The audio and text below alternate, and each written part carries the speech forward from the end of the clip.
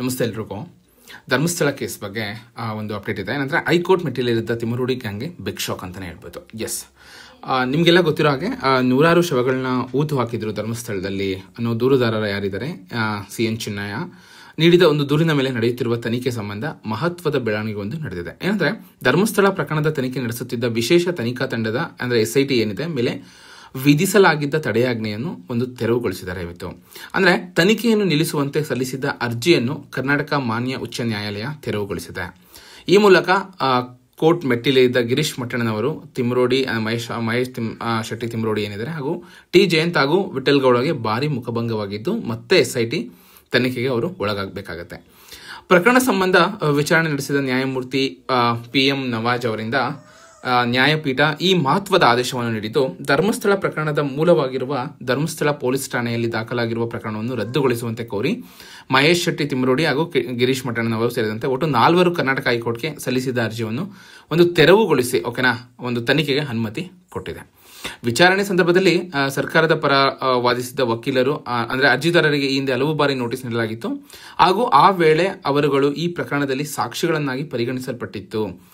ಆದರೀಗ ಅದೇ ಅರ್ಜಿದಾರರನ್ನು ಈ ಪ್ರಕರಣದಲ್ಲಿ ಆರೋಪಿಗಳೆಂದು ಪರಿಗಣಿಸಿ ವಿಚಾರಣೆಗೆ ಹಾಜರಾಗುವಂತೆ ನೋಟಿಸ್ ನೀಡಲಾಗಿದೆ ಎಂದು ಪೀಠಕ್ಕೆ ತಿಳಿಸಿದ್ದಾರೆ. ಈ ಹಿನ್ನೆಲೆ ವಾದ ಆಲಿಸಿದ ಪೀಠ ಧರ್ಮಸ್ಥಳ ಠಾಣೆಯ ಒಂದು FIR 39/2025 ತನಿಖೆಗೆ ಅಕ್ಟೋಬರ್ 31 ನೀಡಿದ ಒಂದು ತಡೆಯಾಜ್ಞೆಯನ್ನು ತೆರವುಗೊಳಿಸಿದೆ. ಓಕೆನಾ. ಸೊ ಒಟ್ಟಾರೆ ಇನ್ನು SIT ಪರ ವಕೀಲರು ಏನಿದ್ದಾರೆ ಅವರು ಅರ್ಜಿದಾರರ ಪ್ರಚೋದನೆಯಿಂದಲೇ ಚಿನ್ನಯ್ಯ ದೂರು ನೀಡಿದ್ದಾನೆ ಎಂಬ ವಿಷಯವನ್ನು ಪೀಠದ ಮುಂದೆ ವಿವರಿಸಿದ್ದು, ಬಂಧನದ ಒಂದು ಭೀತಿಯಿಂದ 164 ಹೇಳಿಕೆ ನೀಡಿ ಅರ್ಜಿದಾರರ ಮೇಲೆ ಆರೋಪ ಮಾಡಿದ್ದಾರೆ. ಆರಂಭದಲ್ಲಿ ಸಾಕ್ಷಿಗಳಾಗಿ ಅರ್ಜಿದಾರರ ಪ್ರಚೋದನೆಗೆ ನಡೆಸಲಾಗಿತ್ತು.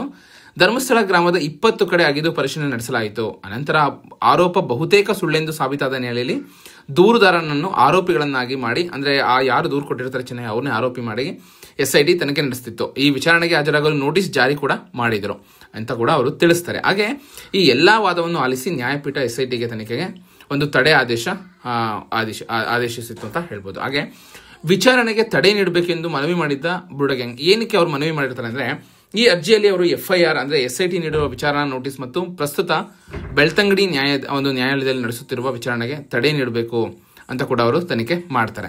ಹಾಗೆ ತನಿಖಾ ತಂಡವು ಈಗಾಗಲೇ ತಮ್ಮನ್ನು 100 ಗಂಟೆಗಳಿಗೂ ಹೆಚ್ಚು ಕಾಲ ವಿಚಾರಣೆ ನಡೆಸಿದೆ. ಸಂಗ್ರಹಿಸಲಾದ 164 ಹೇಳಿಕೆಗಳಲ್ಲಿ ತಮ್ಮ ವಿರುದ್ಧ ಯಾವುದೇ ಆರೋಪಗಳು ಕಂಡು ಬಂದಿಲ್ಲ. ಆದರೂ ಕೂಡ ಅಕ್ಟೋಬರ್ 24ರಂದು ವಿಚಾರಣೆಗೆ ಹಾಜರಾಗುವಂತೆ ಮತ್ತೆ ನೋಟಿಸ್ ನೀಡ್ತಾರೆ ಅಂತ ಅರ್ಜಿದಾರರು ಒಂದು ದೂರಿದ್ರು. ವಾಟ್ಸಪ್ ಹಾಗೂ ಇಮೇಲ್ ಮೂಲಕ ನೋಟಿಸ್ ಅನ್ನು ಕಳಿಸಲಾಗಿದ್ದು, ಖುದ್ದಾಗಿ ಬಂದು ನೀಡಿಲ್ಲ.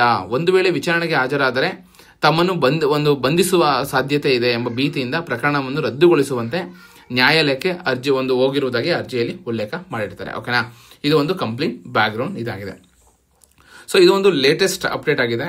ಇದ್ರ ಬಗ್ಗೆ ನಿಮ್ಗೆ ಏನ್ ಅನ್ಸುತ್ತೆ ಕಮೆಂಟ್ ಮುಖಾಂತರ ತಿಳಿಸಿ. ಸೊ ಇದೇ ರೀತಿ ಹೆಚ್ಚಿನ ಅಪ್ಡೇಟ್ಗಾಗಿ ನನ್ನ YouTube ಚಾನಲ್ ಸಬ್ಸ್ಕ್ರೈಬ್ ಮಾಡಿ, ಇದೇ ರೀತಿ ಸಪೋರ್ಟ್ ಮಾಡ್ತಾ ಇರಿ. ಧನ್ಯವಾದಗಳು.